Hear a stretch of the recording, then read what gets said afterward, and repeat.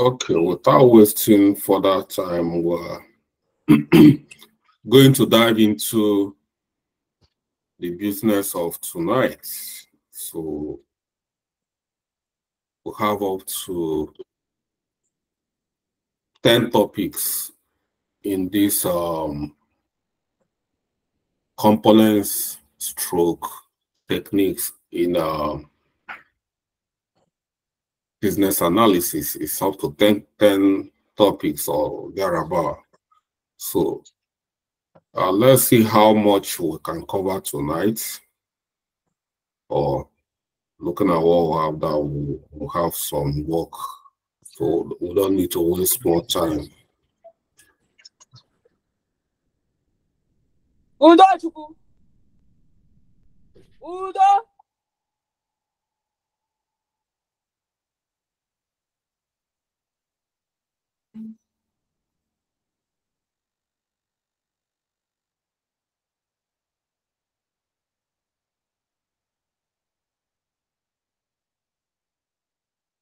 Okay, so we stopped at stakeholder analysis or stakeholder management. So tonight we are going to look at defining the business objectives.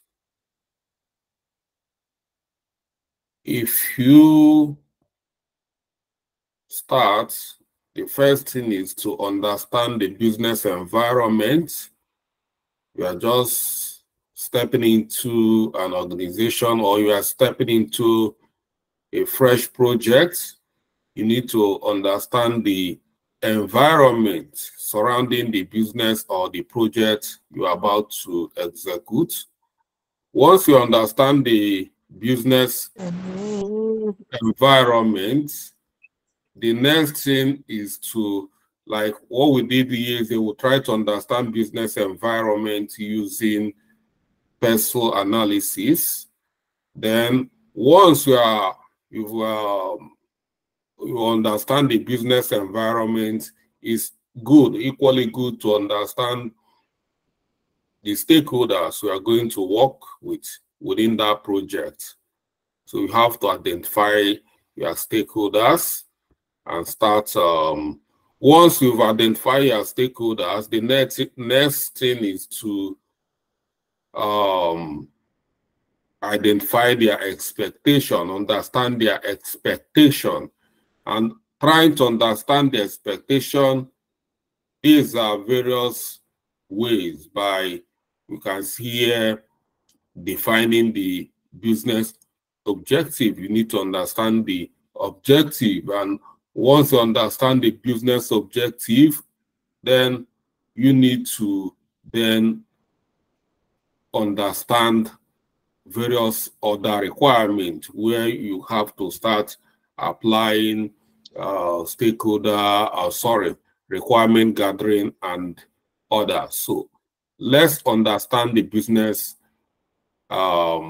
objective by defining the business objective. So this approach is to clearly define the goals and objectives of the project to ensure alignment with the overall strategic objective of the organization. Every project must connect to the overall strategic vision, strategic objective of the organization. You must find a way to understand the connection between the project you are working on and the company's vision. How do they connect? How do they align? You cannot understand that by reading an article or searching their website. You have stakeholders. You have to ask questions. So that is why the stakeholders are there. You ask them. If you don't know, you try. If they have a document they've given you to understand, that is good, because some people, some companies are proactive. They give you everything you need to know, you need to have. You know, my company, the first that I joined the company, as I'm stepping it, everything is already ready there for me. They've assembled everything. I don't need to look for stakeholders. I don't need to do any PM. Everything is there for me. My system is already configured. My laptop, my screen, my monitor, everything. My stakeholders, but some companies are not that way. Two companies before I joined that company, it took me 2 weeks to get my stuff ready. I have to go out, I have to talk to this person, I have to talk to the other person before I could get even my system running. At some point, I have to start using my personal devices, my personal laptop. I have to start using my email, my Gmail to start working before they can set up my other email and the rest of them. So companies are different. But these are big companies, you know. It's not even small company. So these are the things but if you find yourself in a situation where you need to, it's your duty to go try to find out the strategic objectives. Try to understand your project you are working on and how it's connecting. So to do that, we use a technique called SMART. SMART criteria or goal workshop and brainstorming. These are ways we can use to understand that. For example, if you are applying this defining objective to a CRM project you are working on, using SMART criteria to define business objectives such as increasing the number of qualified leads in the CRM system by 15% within the next 6 months. You see the way, maybe that is the company's objective. Company want to increase the lead, the number of lead. Lead, when we talk about lead, we talk about potential customers. And when there is increase in the number of lead, there will be increase in the number of customers, because know how you must convert some lead to customer. And when the customers are growing, the revenue is growing, then the profitability is growing. So if you're working on the CRM is to drive the lead, that is the strategic vision. That is strategic objective. So building CRM system is not an objective.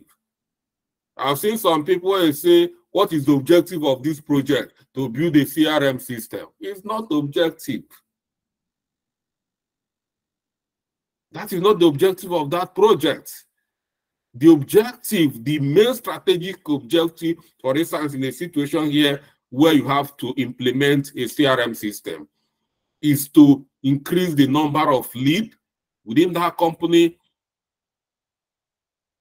by some metrics, some percentage within the next number of duration, like 1 year, 6 months. This is what we call strategic goal. Not when we are implementing. That implementation of a CRM solution is a pathway to the objective. It's not the objective, it's just a path. It's just a way of trying to get to the main objective. CRM will help to facilitate efficiency in lead management, getting lead. So if you have a CRM system here, you connect CRM system with various channels like Facebook, Twitter, LinkedIn, Instagram. These are various funnels through which the lead will start coming into the CRM system. So the CRM system is just, and from that you will have, but if you want to do it manually, it's going to take time. But if you integrate your CRM system with so many of these channels, you will get a lot of lead coming in. So you can see that the CRM system you are implementing is not the strategic objective.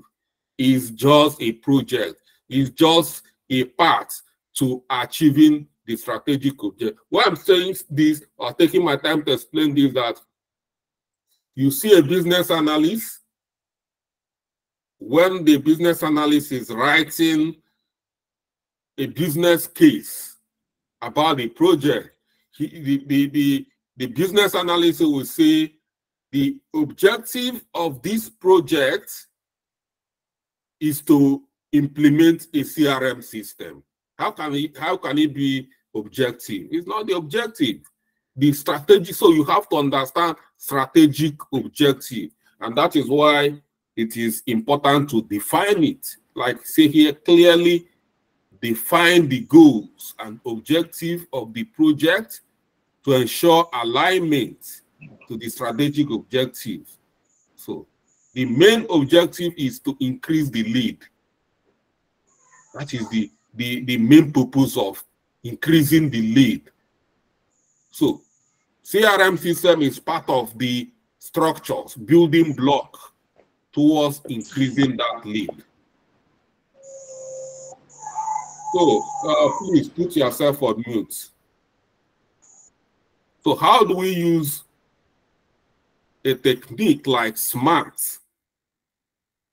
to achieve that or understand the business or define the business objective?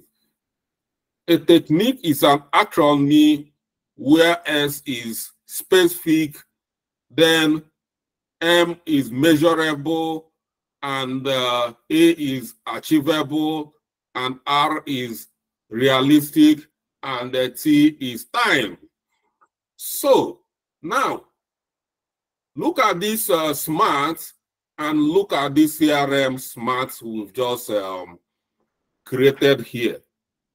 You see, in this CRM system, we use SMART here to define the business objective. So how do we do that? Looking at it here, you see specific. It is looking at it here, such as increasing the number of qualified lead in the CRM system is quite specific. Everybody, it's not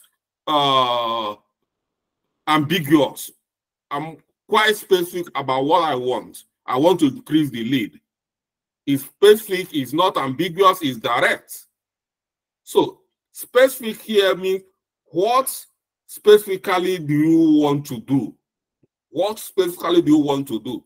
I want to increase the number of qualified leads.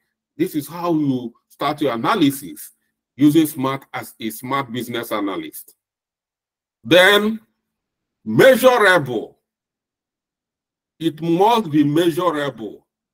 How will you know when you reach this space what you want to do? How do you know when you reach? It must be measurable to know when you arrive there.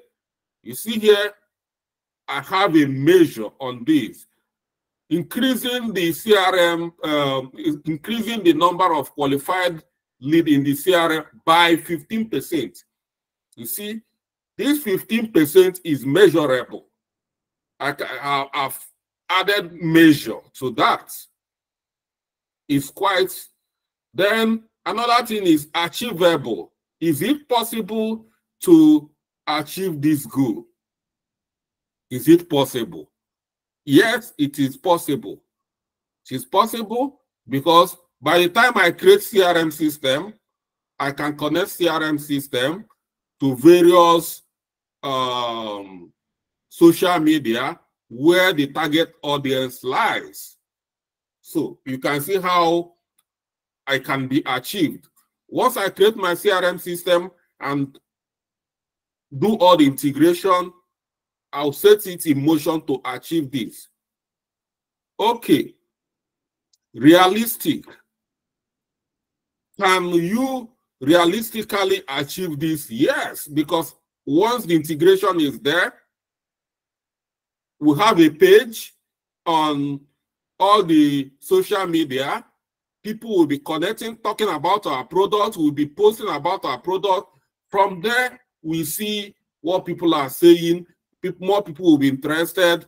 From there, we get to know how many people are indicating interest in our product. And so you can see that is achievable and is realistic and is time bound. Time here is when exactly do you want to accomplish this within the next 6 months. Just simple. That is it. So when you apply SMART like this, within this, you can see my example here. That is how I've achieved this, using this. So that is how we can use SMART to define business objective. It's quite simple. You see it's simple here. It's just a statement here that covers everything in a simple statement. Some people will write two pages trying to define their objective without even making any point. You try to see if they'll be using big grammar, vocabulary to. It's not making sense. It's not about the level of vocabulary. The communication in business analysis, we don't talk too much. We don't believe in so much. We are not lawyers. I'm sorry for lawyers who want to, but we talk small and we do more. So everything is about making things easy for people, making things very simple. That is all we do as business analysts. We make things very simple to understand. Big concept, people make it so complex, we simplify it. That is the way you should be working as a business analyst. This simple statement has covered a lot. Some people will write a full business case without even making a good point. But with this, understand how to use the technique. We are making it easy, not because it is easy, but it's because we have a technique. So it's like when you understand this technique, it becomes so easy. I'll give you an example.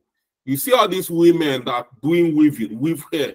They will saw this hair they call Bob Marley. They will tie you become you will wonder how can they do this? They have a technique. Even a 10-year-old boy, if you teach that 10-year-old boy that technique, the person will do it.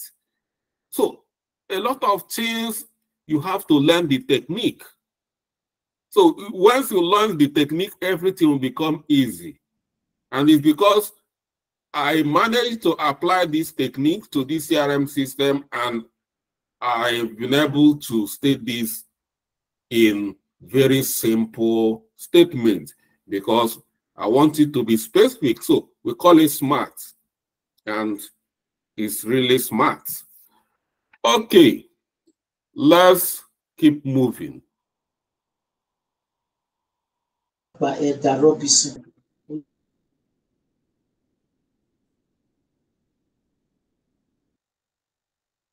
Okay, when we conduct, after understanding the business objective, it's equally good to understand our strengths and our weaknesses. Is very good. So many people don't do it in projects, but it's good. SWOT analysis is something that is very good in business, in so many things. Even you as an individual, at times you need to conduct a SWOT analysis on yourself. So it's very important to apply it. It's something we apply that should not be applied, but should be applied in every aspect of life. To understand, it's good to understand your weakness. understand your strengths. Not only you, even in your family, even in your marriage, even in your wife. Try to, when you understand your wife's strength or your wife's weakness, or you as a woman, you understand your husband's weakness and your husband's strength, then that's where you can explore the strengths and then supplement the weakness. So let's look at SWOT analysis. In SWOT analysis is evaluating the organization's strengths, weakness, opportunities, and threats to inform strategic decision making. It's very important. We do that through SWOT workshop, interview, and external research. Let's look at this from this CRM system as well. To understand this, holding a SWOT workshop to analyze the strengths in data analytics capabilities, weakness in outdated communication channel, opportunities in personalized marketing, and threats from competitors offering advanced CRM solution. So if you want to implement a CRM system in order to achieve this 15% within the next 6 months, you can't just dive into the market. Yes, any CRM system you see, you start implementing CRM system because you want to implement it quickly so that you can do it within the 6 months. You find out that even 6 years has gone and you are not getting any, even 2%. Yeah, you know the objective, but you are not doing it the right way. So for you to do it the right way, you need to understand the strengths. What are the strengths? You need to understand the weakness, like in outdated communication channels. If you need to get what you are working, there are so many communication channels that are no longer viable. So these are some of the areas you don't need to go there and start wasting your time. Or if your target audience are not there, you must understand your target audience. When you understand your target audience, then you understand where you have advantage. You know, all of us know that depending on the kind of product we are offering, if it's for young adults, people within the age of 15 to 25, all of us know that you need to go to TikTok. That is where they are. They are not in Facebook. Facebook is for old people. That's why they call it old people. People like you and I, this is where we belong. We belong in Facebook. So you have to understand your target audience. If you are targeting young people and you are doing your strategy, your funnel, where you are laying ambush for your lead in Facebook, 7 years you are still there. You are not making any move because they are not there.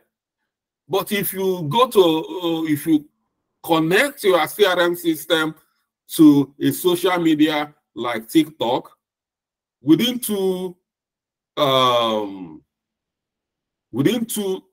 months, you've overshoot your target. So that is, you must understand your strength. This is a strength, this is weakness. So you, within these communication channels, understand where you need to target. Understand opportunities in personalized marketing, like is part of it, personalized marketing. So If you are targeting some government people, so many of them are in Twitter or X, corporate. If you are targeting professionals, career professionals, then you should be going to LinkedIn. If you are targeting young business sellers, you go to Instagram. So you must understand your weakness. You must understand various, so you know what to do. If you do not do this analysis, it's not going to work. If you have competitors, you must know how to beat your competitors. If your competitors, they are using a more sophisticated technology, then is either you are using the kind of technology they are using, or you are trying to use a better technology in order to beat them. These are they are the major threats. You must find out what they are using to threaten you. What is this, their weapon that your company is so scared of? You must identify that and make sure you outwit them within that environment or within that sector. Outside that, it's not going to work. You know, in Nigeria, MTN has been leading for a long, long time. So many telecommunication companies have been coming, but it's very difficult to beat MTN because so many of them have not really tried to understand MTN's major weapon. If they get it right, you see they would have, but all of them are there, they are not doing it.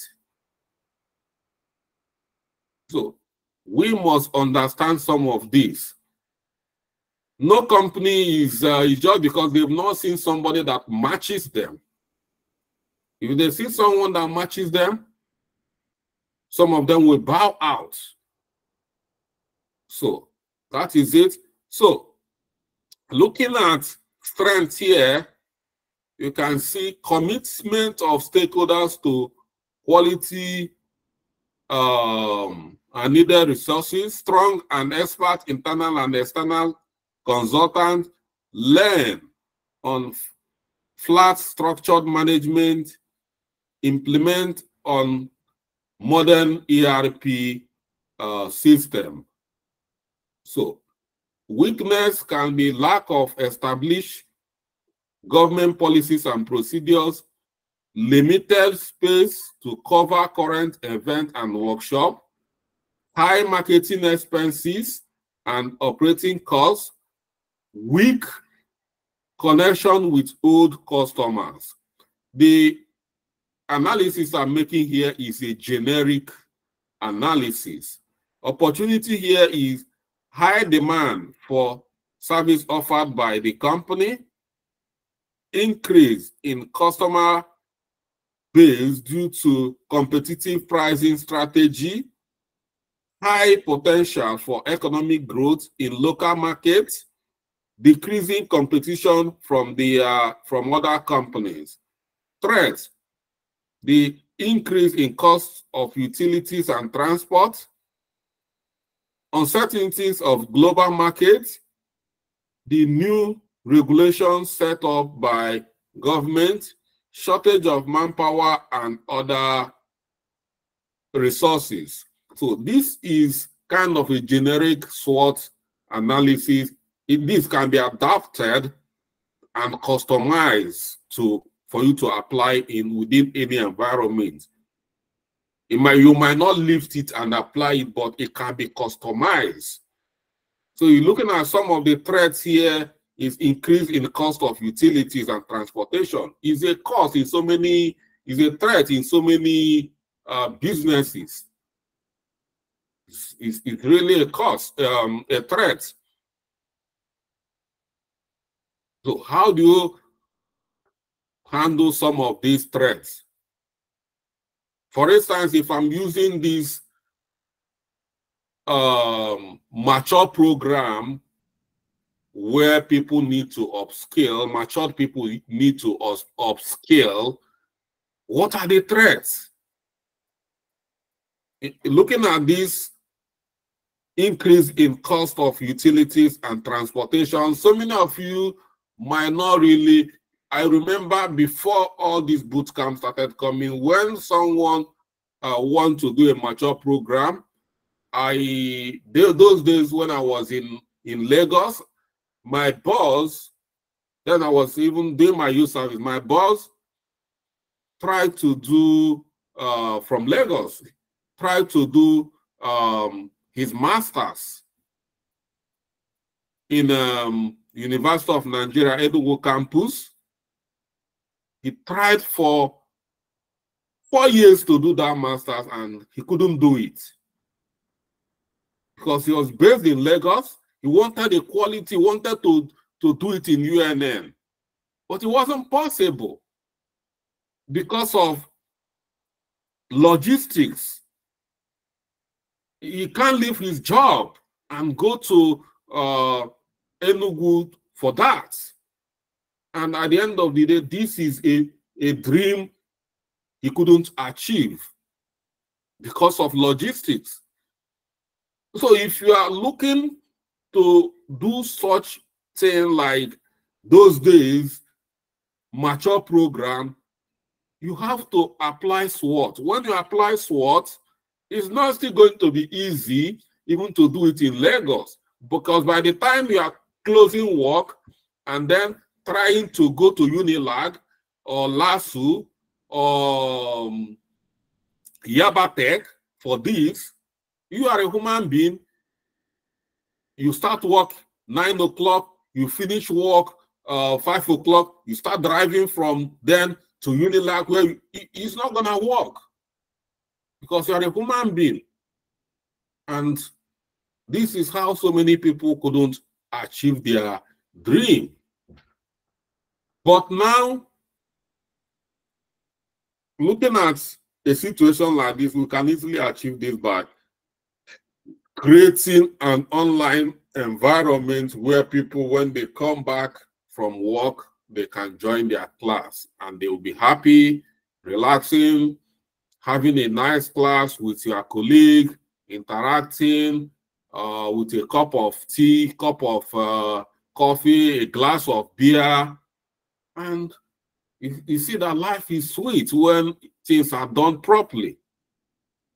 You know, but when we are not getting it right, everybody will start suffering and everybody will start complaining. And this, who tell you that education is not sweet? Education is very sweet.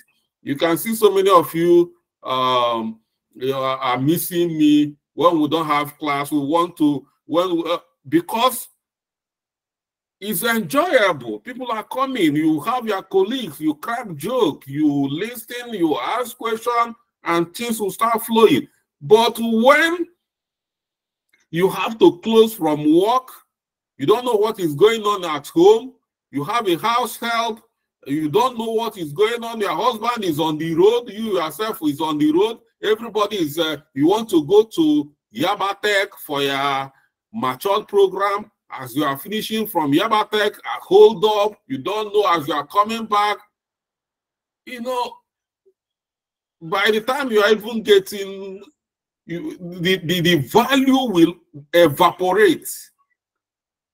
And eventually you get tired and you abandon it. So it's good to apply SWOT in everything. It's important. It is quite important. So, like I said, SWOT is a strategy, it's a technique. It's not only in business analysis, it should be applied in our everyday life. Any little thing you need to do, apply SWOT to see how it's going to work. If you want to build a house in Lagos, or you want to have an investment, where do you build this house? You want to build a house for renting, for tenants. You need to carry SWOT.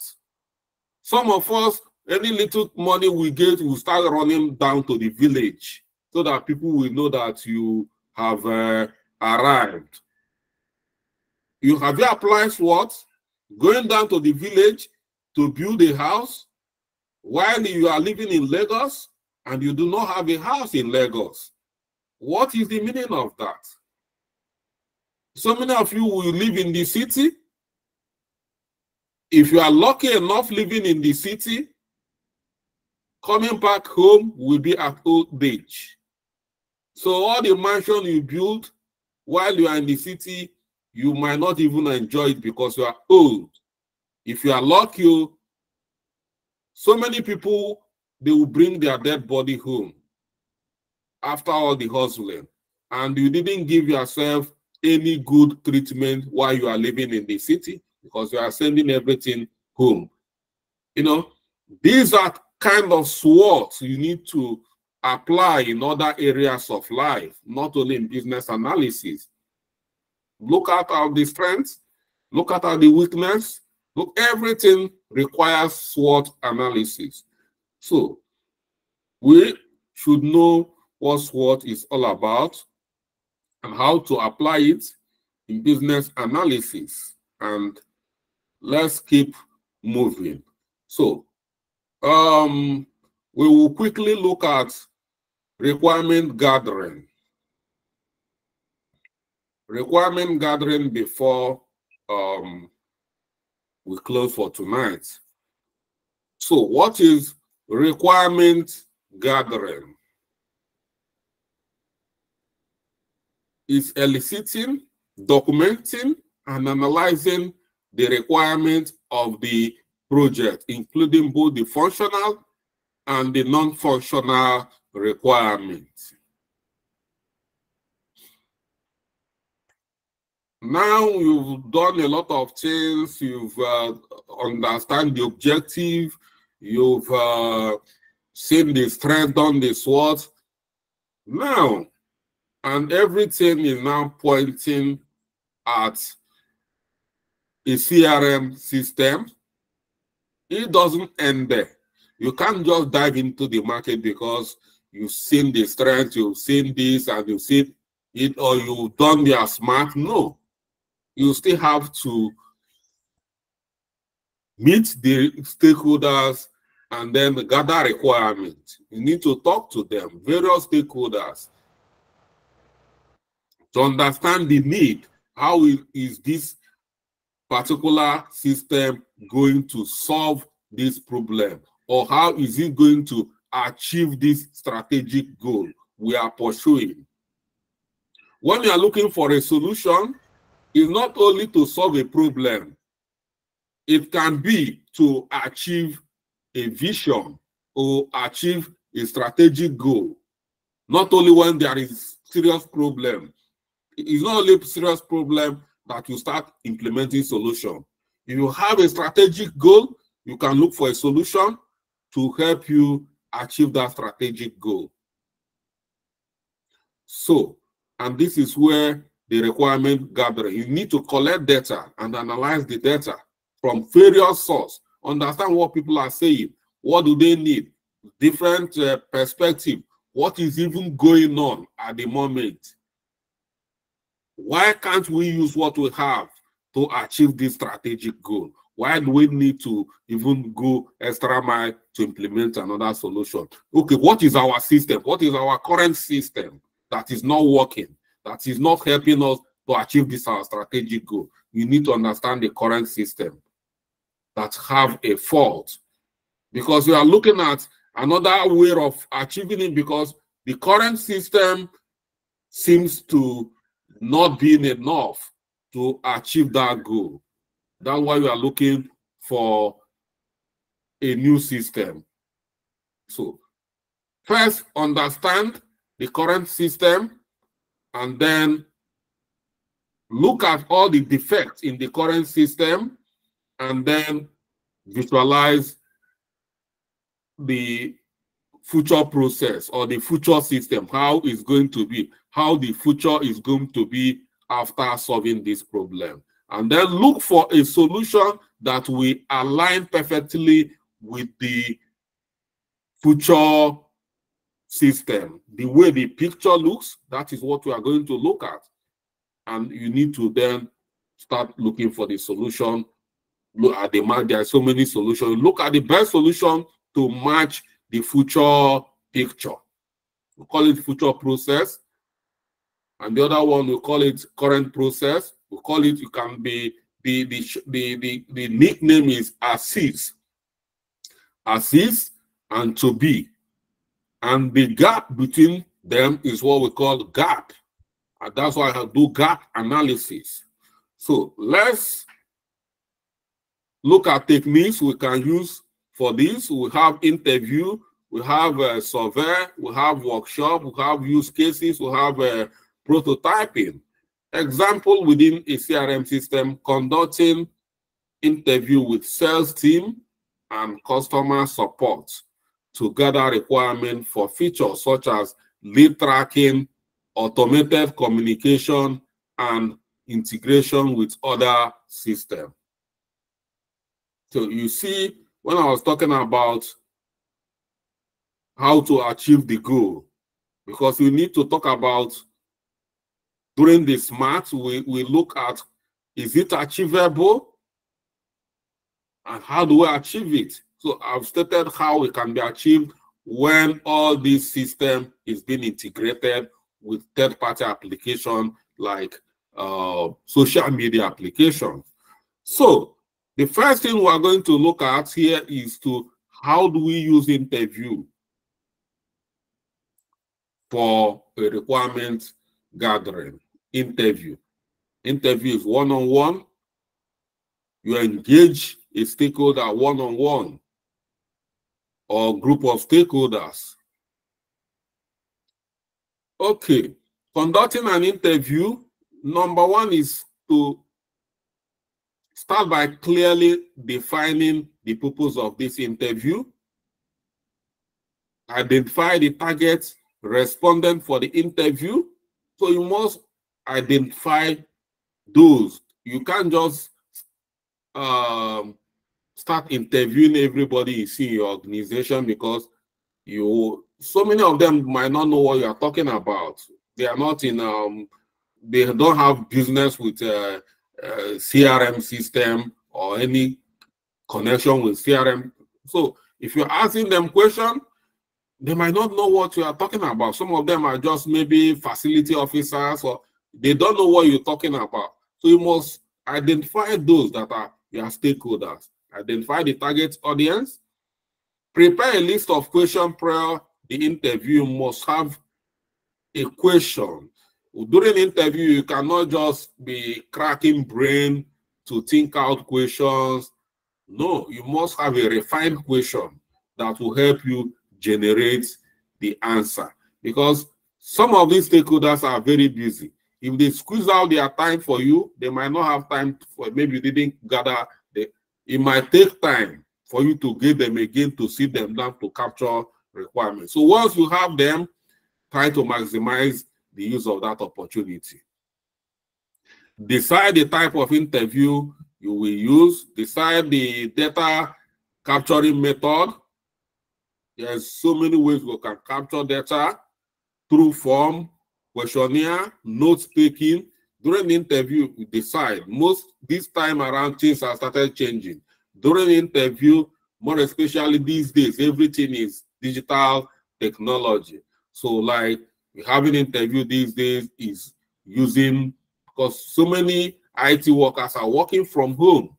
So all they need is just this kind of arrangement I'm having with you. You talk with the person and you put it on recording. Some of these recording have transcripts. As it recording is generating the transcript, you know.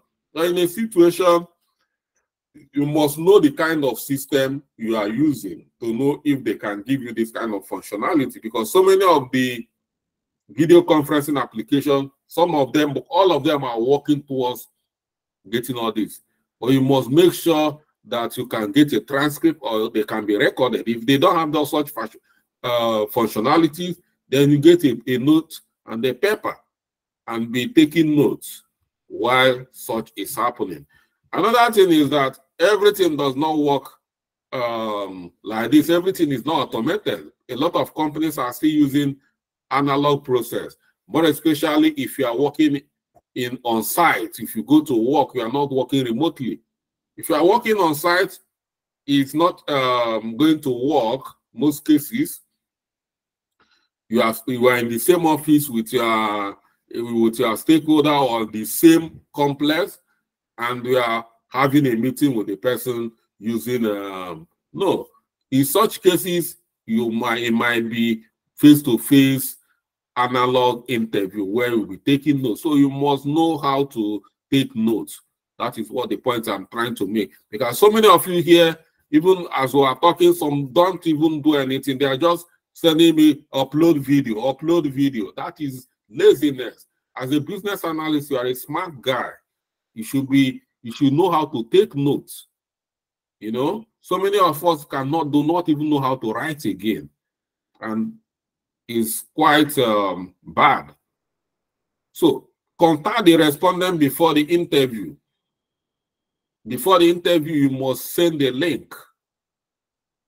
You know, like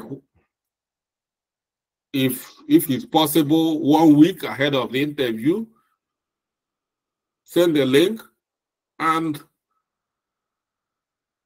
do a pilot interview to refine the question. When you create just play around with the question, that we call pilot interview, to refine the question, and let the question structure the conversation and be adapt to discussion as needed. The question must be structured in such a way that it needs to flow, and it needs to be flexible as well. Don't be so rigid and don't be so flexible, so that you have to give the respondent opportunity to fill at home and be able to flow. And like I said, you need to take notes or record the interview in order to capture conversation. Listen, do not interrupt, make the participant feel comfortable, and be respectful of boundaries. So it's good as a business analyst, you must be a good listener. So many cases, you will engage a stakeholder that will be talking off point. But you have to control your emotion. You do not need to show a stakeholder that even if you are not there, you must find a way to keep on rephrasing the question to get what you want. You know, you cannot cut a stakeholder short while the person is speaking. Maybe the person is not out of emotion or impatient. You cut is unprofessional. You can't do that. So you must be a good listener. You do not interrupt. It's very, very important. And make the participant feel at home is important only if you know how to use it. Use icebreakers, you know, to make some jokes where people will laugh, and why it helps to cool the tension. Everybody, make everybody at home. But some people do not know how to use it. If you don't know how to use it, just let it be. Don't use it, you know. And be mindful of boundaries. You are here to capture requirements. You are not here to make friends. So some people might be, I just want to be friendly. It's good to be friendly if you know how to be friendly in a professional manner. Some people will go because you want to be friendly, you want them to feel at home, to know that I'm a good guy. You start asking them about their relationship. Do you have a boyfriend? Do you have a girlfriend? How about your wife? Is it the interview you are here to conduct, to ask them about their family? That is boundary you're crossing. You don't need to do that.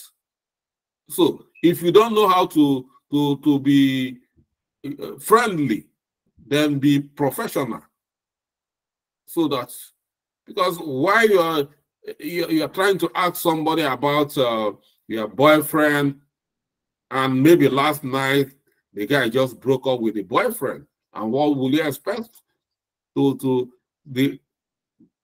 Some people might be emotional when you are telling her that the boyfriend he might just become emotional and it will ruin the whole day. So that is why you have to be mindful of boundaries. Okay.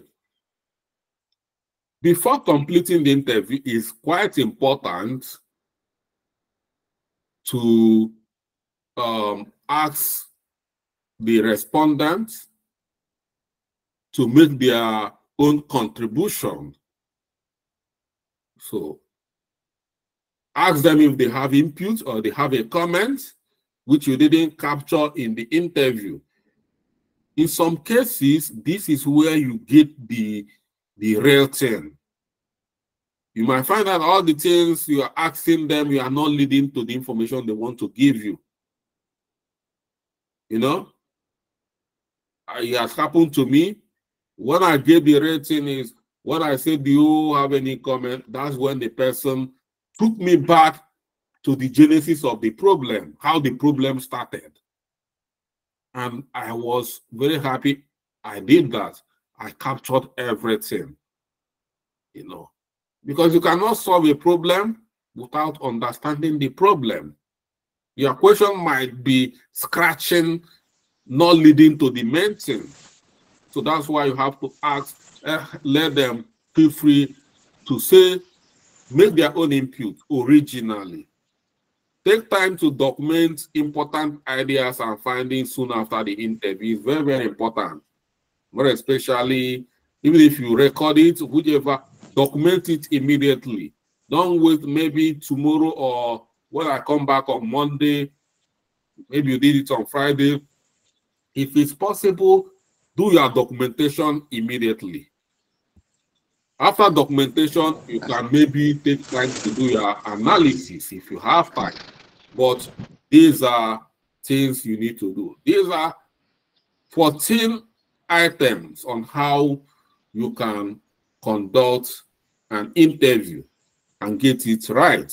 So when we talk about interview, we have open interview. The open interview allow a degree of freedom and adaptability in getting information. That is open interview. When you ask open interview, you expect the respondent to flow.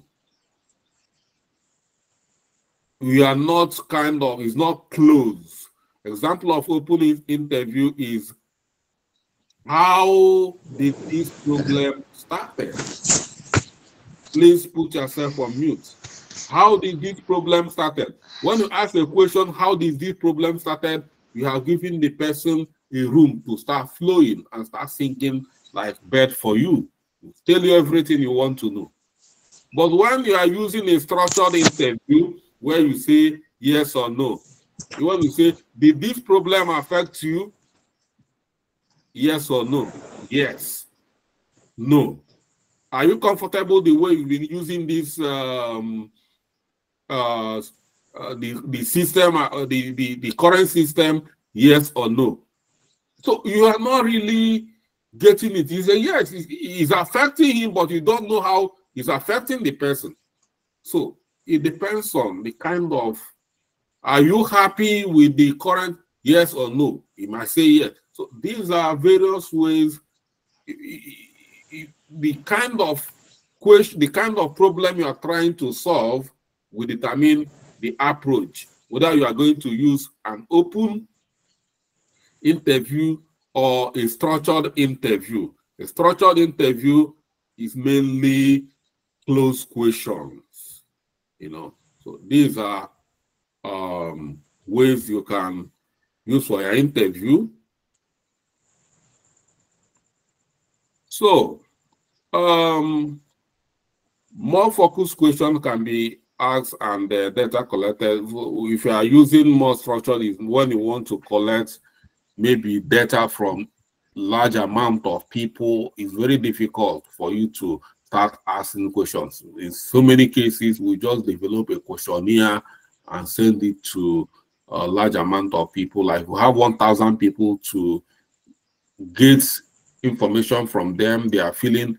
You can use structured questionnaire where they will just be answering yes or no.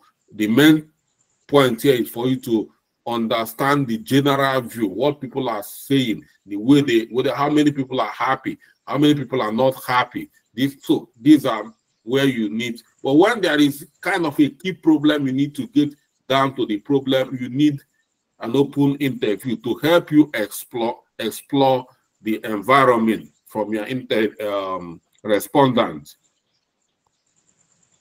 So now we've talked about questionnaire, when you can use a questionnaire for how do we go about doing it. First,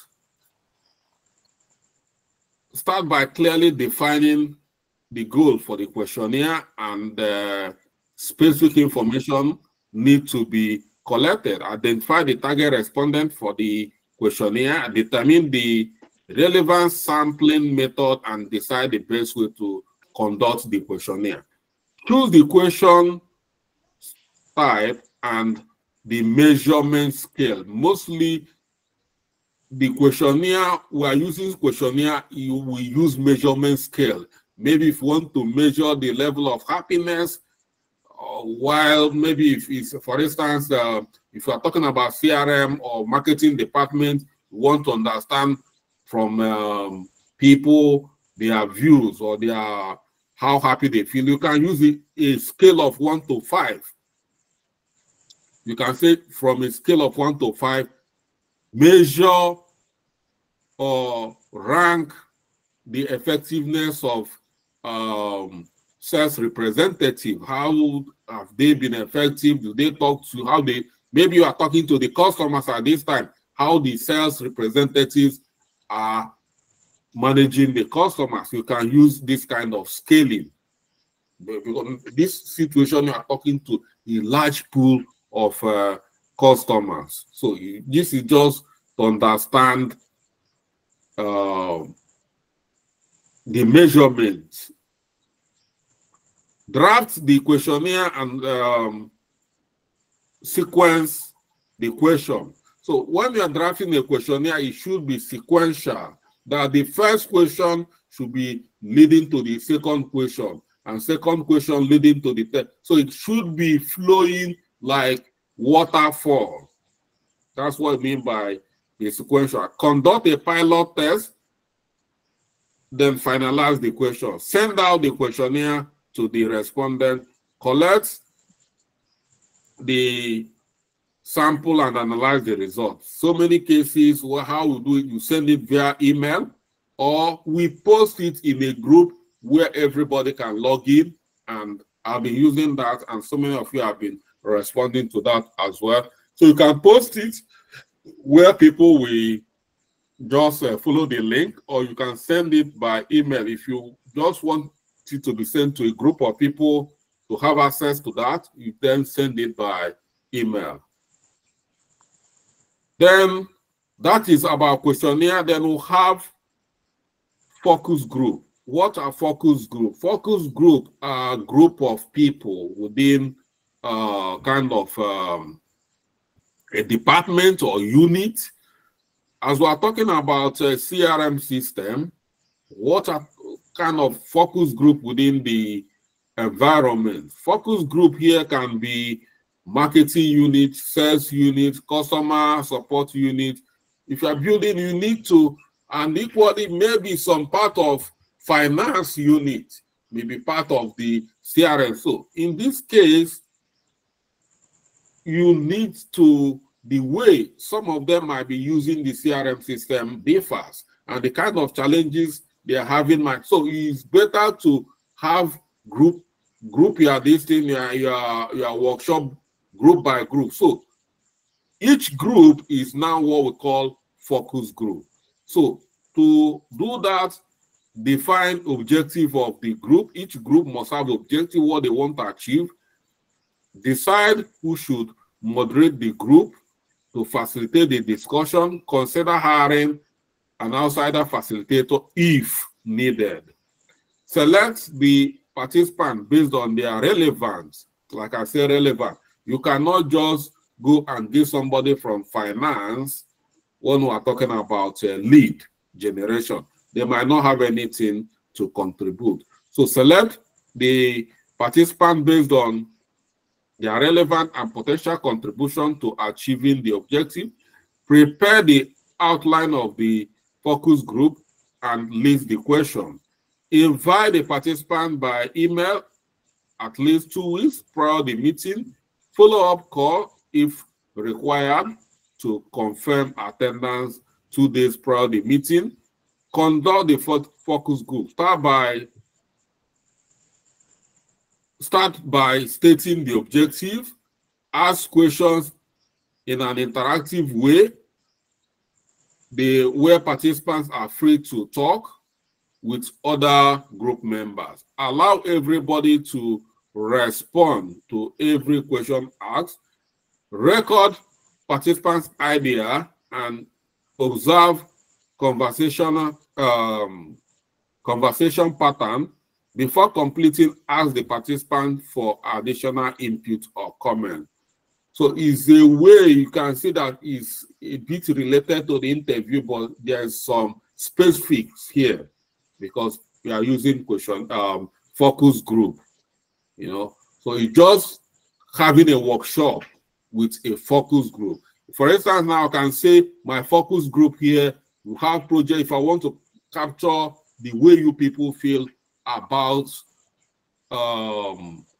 our school, I can say, okay, I will do my focus group in project management, business analysis, cyber security. You see, now I have 3 focus groups. And because if I'm going to have workshop with them or having a meeting, it's going to be based on our teaching on business analysis, our teaching on cyber security, our teaching on project management. There is no way you can combine the whole class because the way it might be different person teaching differently, or it might be me, but these are different topics and I apply different approach.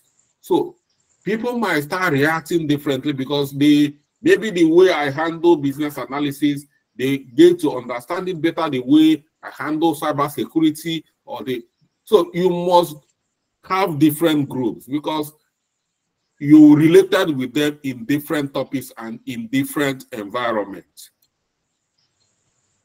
So after that, proceed then analyze data, and that is it. To make use of the data that we just collected after the analysis. And then we'll have another way of capturing requirements. It's very important because you find out that you are going to be using all these. You might, in a project, you might not use all of them. You might just use interview. In another project, you see yourself using observation. In another project or within the same project, you see some areas you need to capture requirements that you have to use focus group. Or you see some area you need to just use questionnaire. So it's good to understand it very well. You cannot just come and start using interview where you should be using one-on-one interview in a focus group. It's not going to be productive. Or where you need to have a workshop with some focus, you start sending them questionnaire. It's not going to be productive. It's going to delay your analysis. It's going to delay your finding and mess up your recommendation. So let's talk about observation. Observation is where you have to visit the site and look at the way they are actually doing their work and then write your report. So there is no really defined approach to conducting an observation. However, the following points can serve as a guideline. Clearly define the purpose of the observation and how the observed information will be used. It's very, very important that you define the purpose. You need to let the stakeholder know your mission. You need to define how you are going to use the information collected. if you are not doing that, if you do not define it, if you do not tell the person where the stakeholder, the purpose, the person you need to observe, then it becomes a spy. And you have no right to spy on anybody, even at home, at workplace, whatsoever, even in social media. You cannot spy on anybody. It's against the law. So you must get a consent that you are here for observation. We've had a situation like that before in the office where someone actually was trying to capture observation, observe a scenario, a BA, but the person the observing do not know what they are doing. But I said, no, you don't have to do that. That is a spy. You can't be spying on somebody at workplace. It's against the law. It's unethical. So that is why you have to reach agreement that you need to observe the person. Clearly define the purpose of the observation. Study the process or problem you are about to observe. Prepare an observation form for collecting the desired information. Get permission from the process owner. I've said it. Get permission from the process owner or supervisor to conduct the observation and talk to the people there. Conduct the observation, visit the actual place where the process or the problem takes place. So if it's a CRM system or in marketing where they are working with our CRM system, you need to be there and be listening the way they work, the way they do it. They know you are there. All you just be there, be taking notes. Keep quiet, watching the environment, seeing everybody do their work. You are taking note. You're observing the way they work to understand their problem at workplace. So, conduct observation, visit the actual place, walk through the process, collect data, interview people, and record observation and response. Take time to document important ideas and findings soon after completing the observation. Share what you have learned in your operational meeting and take the necessary step to resolve the problem and improve the process. So that's how observation can be done. It's very, very important. You know, this is something we do daily, on daily basis as BAs. Everything is not interview. Some things you need, everything is not working from home. At times, that's why so many works as a BA, or you cannot do everything at home. At some point, you need to visit the actual site to really see the way they are doing their work. So that is observation. We have 3 types of observation. Number 1 here is silent observation, useful when collecting raw data and typically takes only a couple of minutes to an hour. It's silent observation. I've already spoken about that. You keep quiet and capture information. You don't need to. Then you have interactive observation, requires the observer to visit the actual site to observe the process, ask questions, and learn. Then you have extended observation. The observation period takes much longer time to thoroughly understand the current state of the process. These are various observation methods. So if you capture this process of data collection or requirement gathering, then you don't have any problem again as a BA. It's only if you do not understand what we'll be talking about. If you capture this, you are a BA in the making. That's where your journey as a BA just gets started. So how, where, when, who, what requirement gathering questionnaire. So for some of us, I know some of you might be waiting for me. How do I start this? What kind of question will I ask? I have not done it before. I need an idea of how a question, this is it here. Most of the time, whether interview, mainly interview, This is how you structure out. These are generic questions that can be customized to suit any environment, any system, or any project. You have to use this kind of question that will trigger the kind of answer. How? When you say how, you see, is this kind of question will come with a big answer that will really give you insight about how a situation or how a system works. Where it gives you insight about where, location. When, time oriented question. Who, personnel oriented question. Who is doing it? What is the outcome of after, the outcome of a situation, a process, event. So once you apply these questions, you see yourself winning. You see yourself capturing the requirements, the desired requirement. So if you want to use how, these are some questions you can apply with how. You need to, like I said, these are generic questions. So that will help you to customize, your own question. How will you use this feature? Because we are talking about, in case of, we are talking about, this is mainly when we are talking about a system, a solution, an enterprise application or digital application or software. How will you use this feature? Is this feature a process? And if so, what are the steps, or what question can I ask to ascertain the step? How might we meet the business need?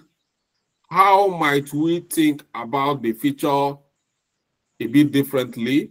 How will we know this is complete? You see, how. Then where? Where does the process start? If you are trying to understand a process from the beginning to the end, you must understand the way. Where would the user access the feature? Where will the user be located physically when using the feature? Where will the results be visible? Okay, when is time-based question. When will this feature be used? When do you need to know about? When will the feature fail? When will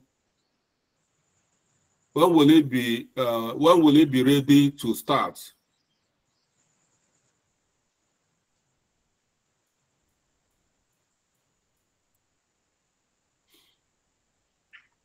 Then we have who here. Who will use this feature? Who will deliver the inputs for the feature? Who will receive the output of this feature? Who will learn about the result of someone using the feature? Who can I ask to learn more about this? And then what?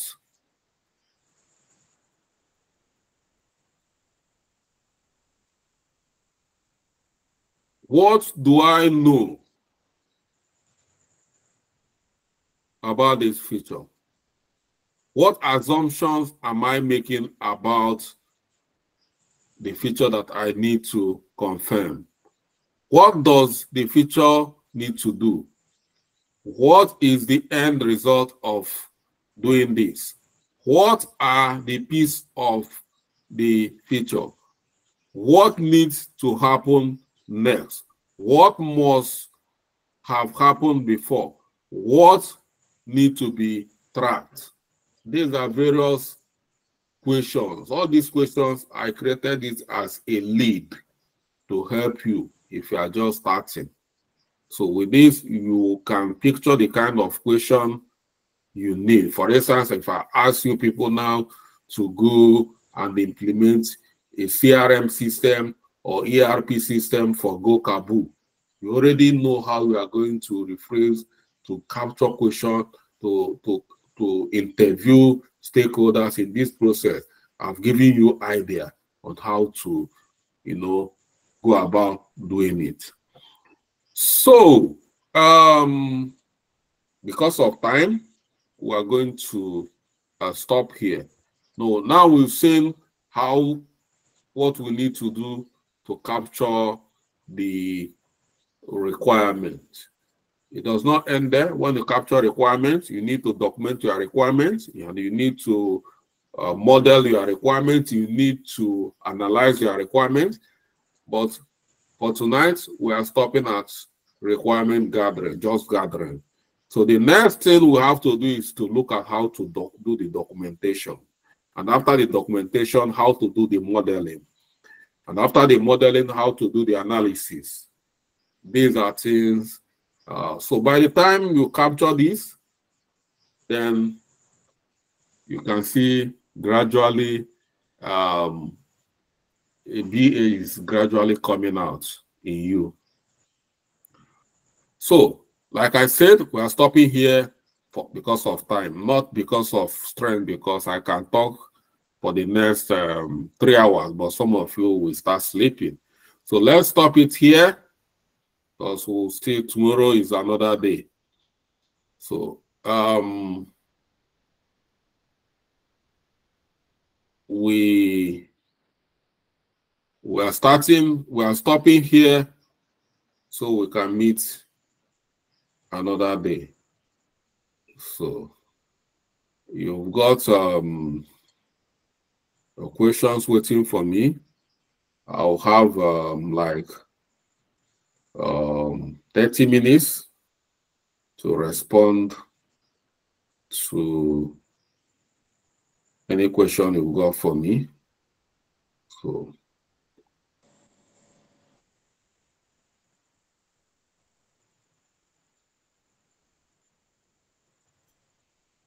and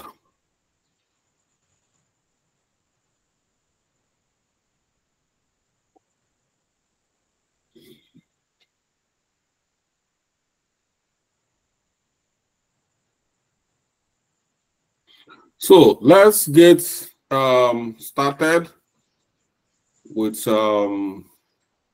questions. We've got one person. I've got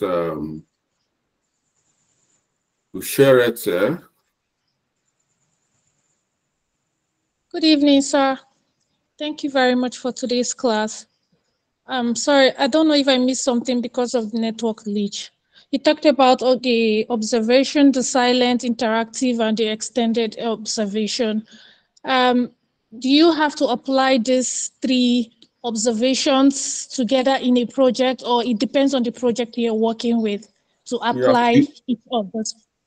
Your situation will determine the one you apply. You use you use your common sense to know where you need to apply what. If you need to apply silence, you apply silence. If you need to do a combine, you can combine. There's nowhere they have a law. The main thing is that for you to know that this is the process of observation.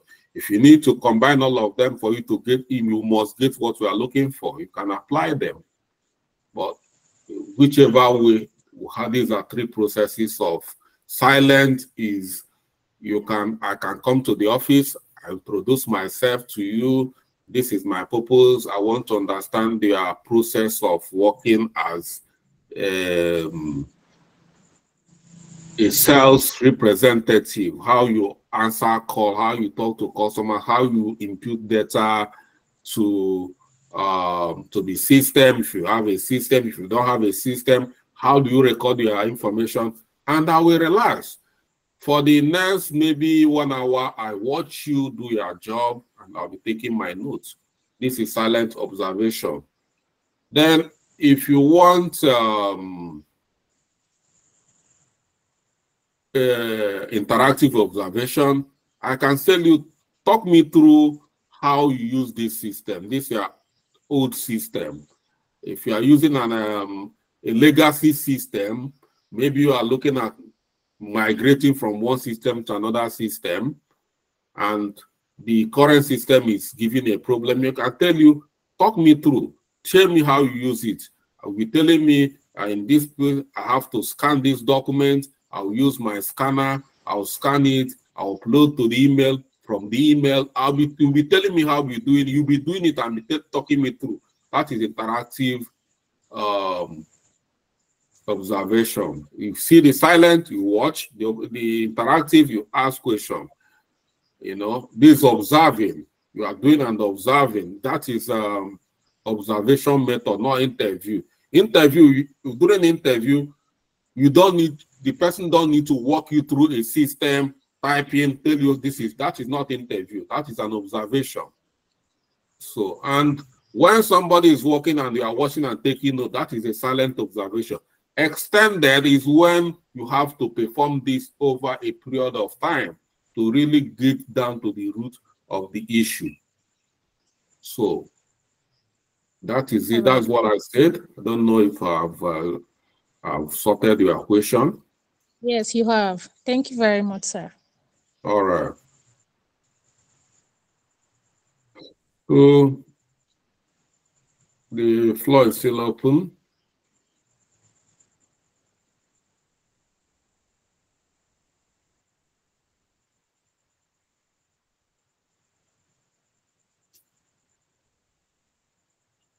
Okay. I see everybody is happy with the teaching. So if you guys are happy, I'm happy as well. So, and that's it. Good. Like I said, the next time will be how to do the documentation, where we might maybe, you know, use some case study to see how we're gonna do that. So, and like I said, we might not have to meet again like this till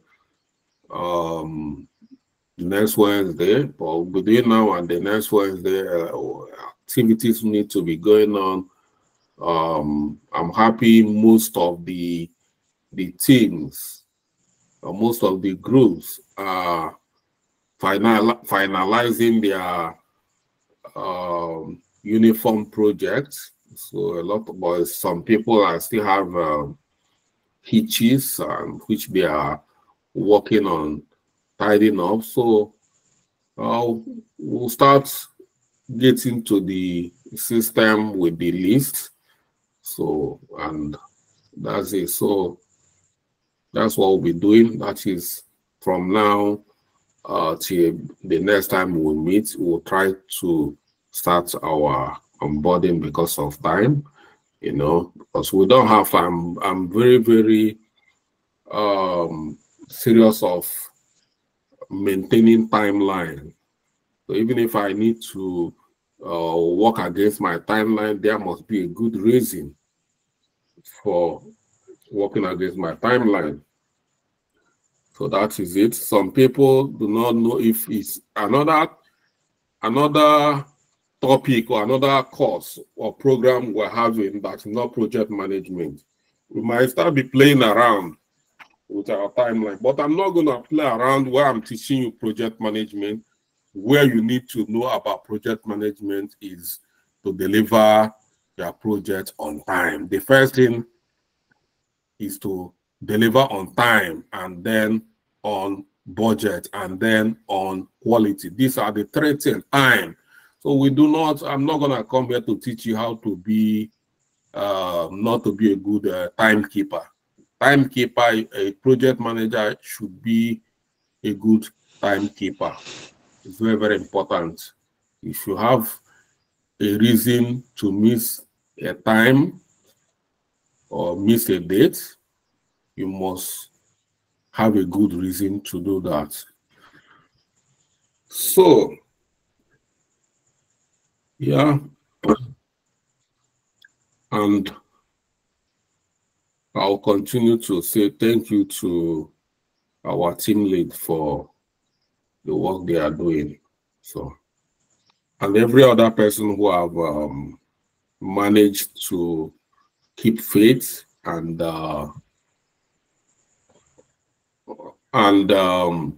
make the sacrifice to buy the t-shirt.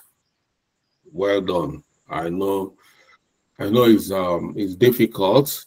I'm not gonna use my self and say, because even for me it's not easy.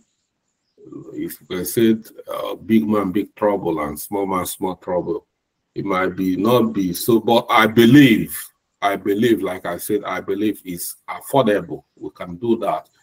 So that's why I say let's do it, because I believe we can do that. You know, if it's something we cannot do, I will know.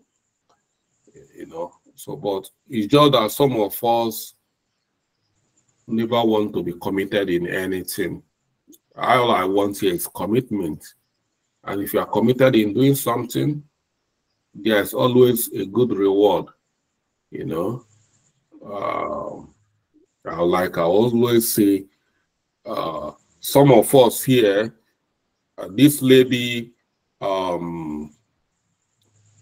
Victory, I don't know her from anywhere, but the way she showed interest, even from the first deliverable, before you know it, she's done it. This is what we talk about commitment.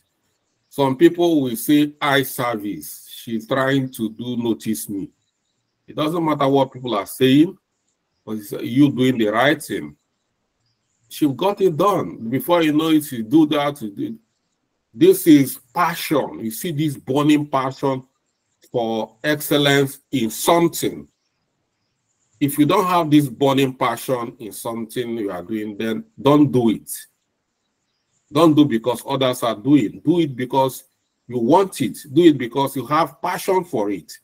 That is what you keep. That is what will sustain you. That is the energy. If you don't have that burning passion, you are going to fall out. You're going to burn out.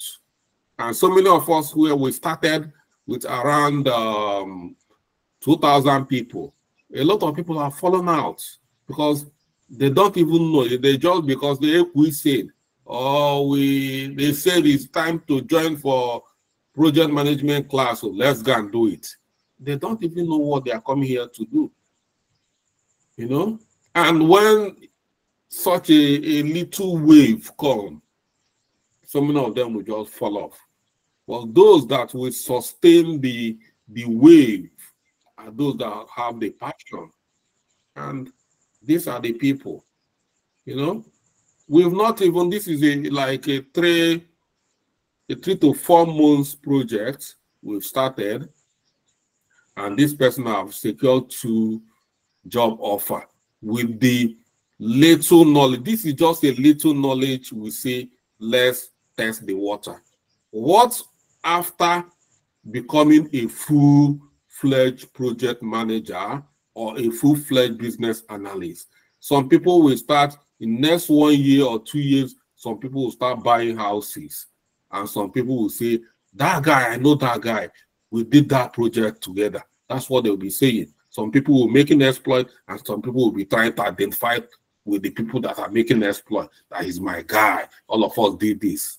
Don't be somebody that will be trying to identify. Be the people that do the exploits. So, okay. Well, thank you guys, and